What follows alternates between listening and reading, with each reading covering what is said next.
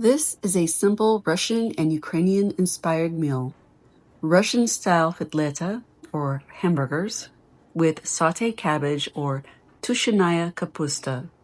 My husband is originally from Ukraine, and cooking food like this brings a bit of home to our table.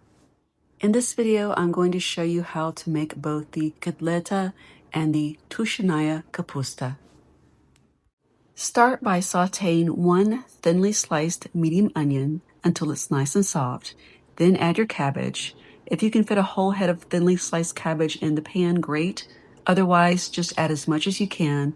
It will cook down. Keep stirring the cabbage so it doesn't burn, and keep the heat at medium. Traditionally, Ukrainian and Russian cooking doesn't use much seasoning beyond salt and pepper. This recipe only uses salt and pepper, and before you come at me, it truly doesn't need anything else. It's delicious as it is. And you can add one grated carrot if you like. It will add a little bit of color and flavor. You can add just a pinch of sugar if you like. It gives a subtle sweetness along with a grated carrot. Once the cabbage is tender, cover the pan, turn the heat to low, and let it sit while you cook your hamburgers. To make the beef patties, you'll need 1 pound of ground beef. I'm actually using 1.25 pounds today. I'm also adding half of a grated onion to the beef. You'll need 2 cups of fresh breadcrumbs, but I didn't have any fresh bread, so I used plain dried breadcrumbs. I used about 1 to 1.25 cups, and I softened them with about 3/4 cup of milk for about 10 minutes. You want them soft, not soupy. Then add them to the bowl with the beef and the onion. And you'll also need 1 egg. Add that to the mixing bowl along with the other ingredients. For those of you who think food needs a ton of seasoning to taste good, I can't stress enough that traditional Russian and Ukrainian cooking uses very little seasoning. For this dish, salt and pepper are enough. I used about 1 teaspoon of salt, give or take, and roughly 1/4 teaspoon of black pepper.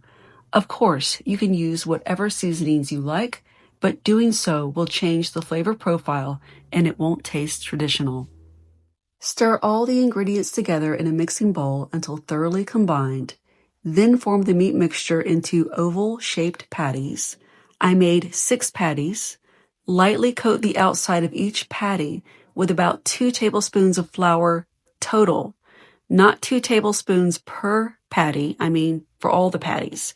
And then fry them in roughly about 2 tablespoons of a neutral oil, such as vegetable or sunflower oil.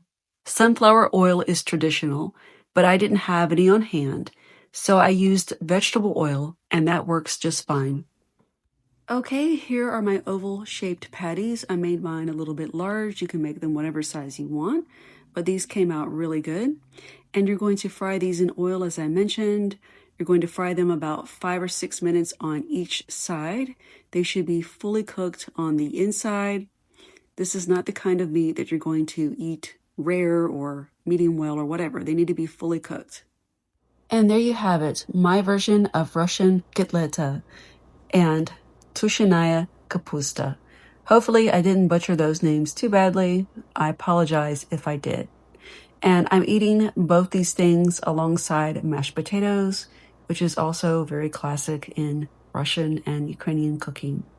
Okay guys, that's it for this video. If you liked it, please give it a thumbs up.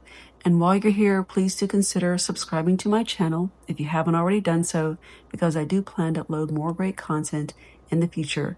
And please do check out my link in the bio, and please visit my Amazon page where I make a lot of great recommendations. Thanks for watching.